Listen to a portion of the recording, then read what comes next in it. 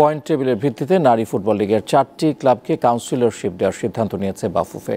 আজ সংস্থাটির মতিঝিলের কার্যালয়ে নির্বাহী কমিটির বৈঠকে এই সিদ্ধান্ত হয়। এতে কাউন্সিলরের সংখ্যা বেড়ে দাঁড়াবে 143।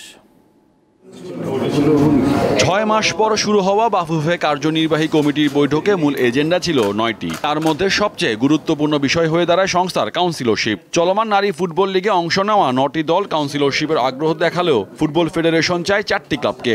সবাই আলোচনার প্রেক্ষিতে আমাদের সিদ্ধান্ত হয়েছে যে আমরা 4টা ক্লাবকে ডেলিগেট করব।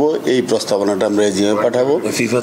পয়েন্ট টেবিলের ভিত্তিতে আমরা সাউথ এশিয়ার চ্যাম্পিয়ন হয়েছি।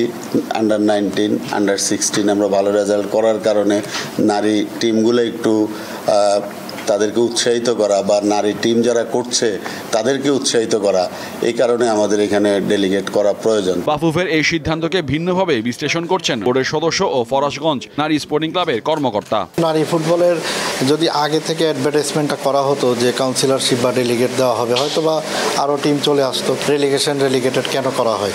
এটা কম্পিটিশন জোরদার করার জন্য, কম্পিটিশনটাকে স্ট্রং করার জন্য।